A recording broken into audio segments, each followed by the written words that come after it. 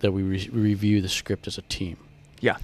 And we always do that. I think every Sunday morning we go through each part, who's doing what. And that eliminates, it doesn't happen very often because you're pretty in on that. But that eliminates crossovers. Yeah. Right. To where if you're in the middle of something, we discover it. Yeah. You find out, oh, you can't be two people at the same time. Yeah. You're on stage and you come back out another character. That doesn't work. Yeah. And that's what most often what the mistake is. Yes. I mean, we have typos and stuff, but that's usually what it is. It's like, oops, I didn't realize, you know. And then it also provides a place for us to give ideas. So we're doing a run through, and a lot of times, like, our scripts are not they're bullets. They're bullet points.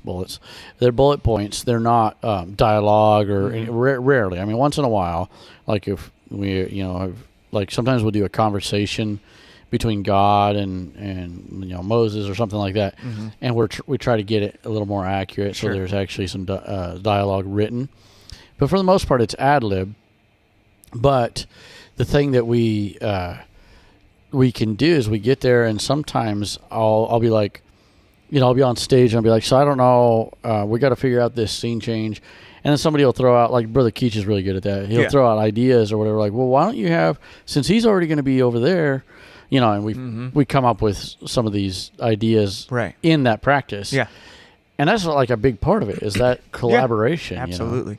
One thing that kicks into that too is trying to find, say if you're, sometimes it's really hard, but if you're like doing memory verse or you're doing, especially offering, because you can only do so many examples of offering. Yeah. But we always try to tie in everything that we do. We tie into the subject of that day. Right. Yes. And sometimes with offering, you just got to go with Old Faithful, give because it's right, But we at least try to think of like the 2 or 3 of us that are in that section. Like, hey, what could we do?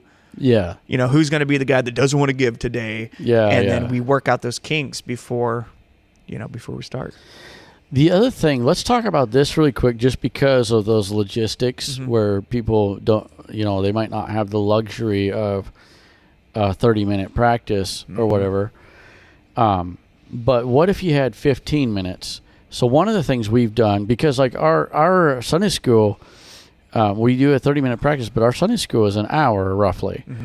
And so one of the things, remember how we've done occasionally where we will split the groups up, and like your group, you 3 are doing offering, and you 2 and this guy is doing memory verse. So why don't you 4 get over there? Yeah. I'm gonna have to get a table, I guess.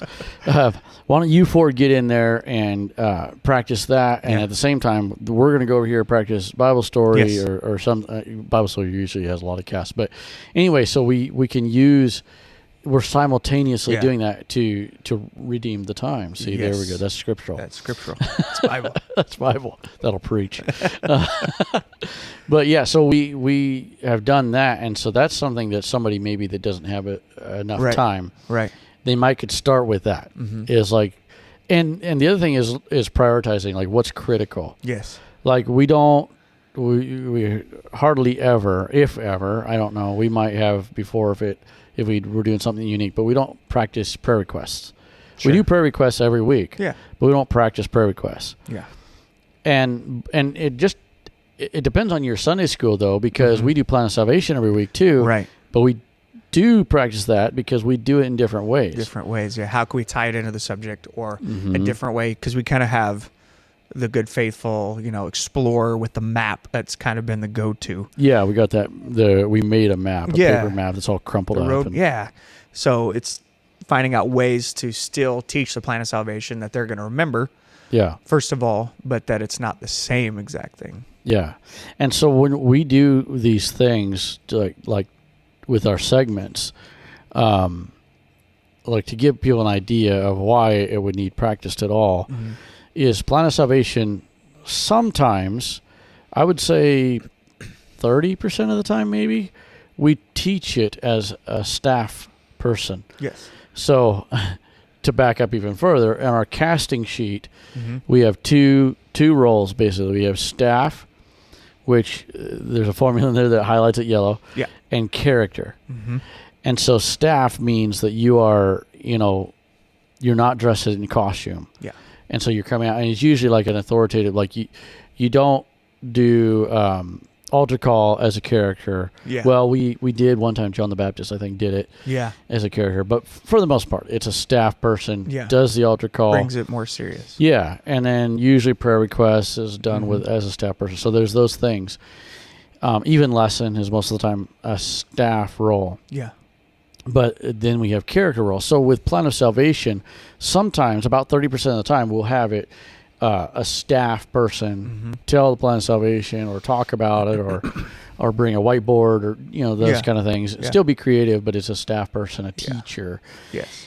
But more often we have a character or characters come out and there's some kind of storyline, or like you said about the map, they're lost Yes. and they open up the map and the map like actually shows like, oh, there's like this river or something, Right. you got to be baptized. Yes. And so that's why we want to practice those things, is because we kind of build a story into Right. it, even with offering, like we do Yeah. a thief or something, Yeah. trying to steal it or whatever. Yeah.